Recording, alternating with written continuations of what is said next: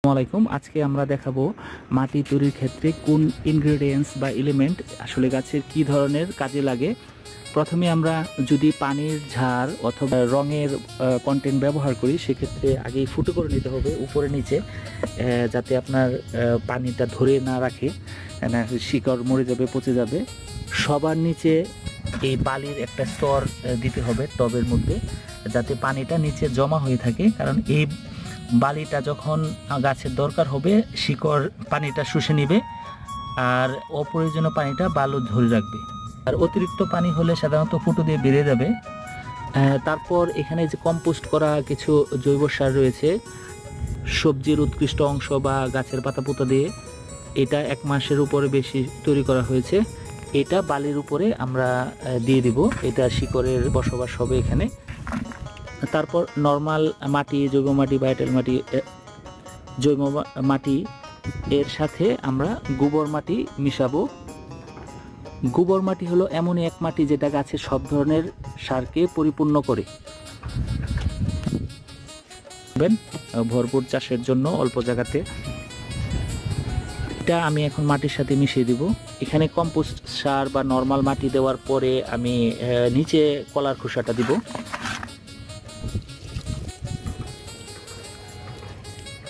এটা কম বেশি হতে পারে পরিমাণে, এটা বেশি হলেও সমস্যা নেই। তারপর আবার নর্মাল মাটি মিশিয়ে দিব।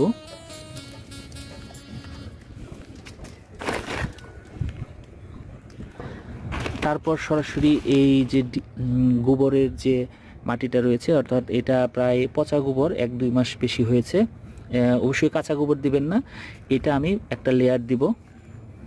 তারপর আবার কিছু নর্মাল মাটি, তারপর আমি দিব এই ডিমের খোসা। এই ডিমের খোসাটা একটু নিচের দিকে থাকবে, কারণ একদম উপরের দিকে থাকলে আবার সমস্যা, কারণ এই ডিমের খোসার কারণে পোকামাকড় হতে পারে। এখানে পরিমাণের কোনো ইয়ে নেই, আপনি 3-4 মুঠ বা আপনি 200-300 গ্রাম দিতে পারেন। তারপর আবারও নর্মাল মাটি, জৈব সার মিশ্রিত মাটি হলে আরো ভালো।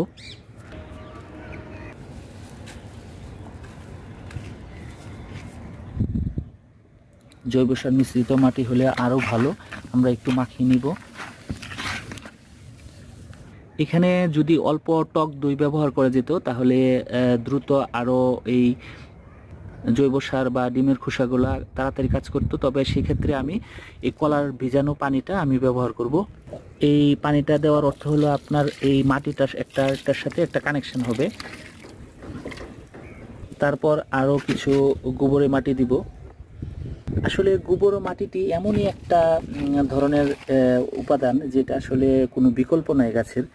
আপনি যদি গোবর মাটি নাও পান, সেক্ষেত্রে খোল বা চায়ের পাতা ব্যবহার করতে পারেন, তবে সবচেয়ে বেটার হলো আপনার গোবরের মাটি।